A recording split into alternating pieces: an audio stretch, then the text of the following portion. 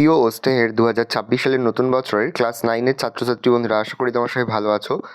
আজ আমরা যে বিষয়টি নিয়ে আলোচনা করব ক্লাস 9-এর ফার্স্ট ইউনিট টেস্ট অর্থাৎ প্রথম পর্যায়ক্রমিক মূল্যায়নের ইংলিশের প্রশ্নপত্র নিয়ে। আর মাত্র কয়েক ঘন্টার প্রতীক্ষা, তারপরে হচ্ছে যে বছর অর্থাৎ 2026 সালের ক্লাস 9-এর ইংলিশের পরীক্ষা। সেহেতু পরীক্ষা দিতে যাওয়ার আগে একবার হলেও আমাদের এই গুরুত্বপূর্ণ নমুনা প্রশ্নপত্রটা দেখে যাবে।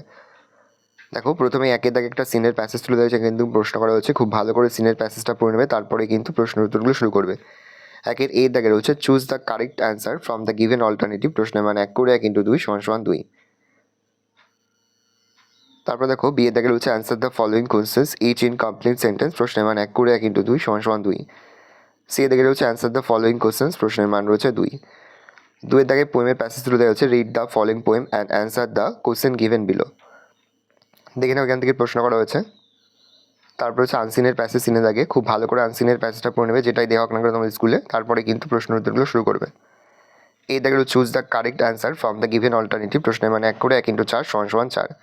বি এ দেখে রয়েছে অ্যান্সার দ্য ফলোয়িং কোয়েশ্চেন্স। প্রশ্নের মান 1 করে 1 × 4 = 4। ভালো করে দেখে নাও প্রশ্নগুলো। তারপরে সি এর দাগে রয়েছে অ্যান্সার দ্য ফলোয়িং কোয়েশ্চেন্স। প্রশ্নের মান রয়েছে 2। তারপর গ্রামার থেকে প্রশ্ন করা হয়েছে। 4 এর দাগে মোট 6টি প্রশ্ন দেওয়া রয়েছে। প্রশ্নের মান 1 করে 1 × 6 = 6। 5 এর দাগে মোট তোমাদের 4টি প্রশ্ন দেওয়া রয়েছে। প্রশ্নের মান 1 করে 1 × 4 = 4। তারপরে রাইটিং স্কিল দেখে নাও কী কী রয়েছে। এই রয়েছে টোটাল তোমাদের ফার্স্ট ইউনিট টেস্ট অর্থাৎ প্রথম পর্যায়ক্রমিক মূল্যায়নের ক্লাস 9-এর ইংলিশের প্রশ্নপত্র।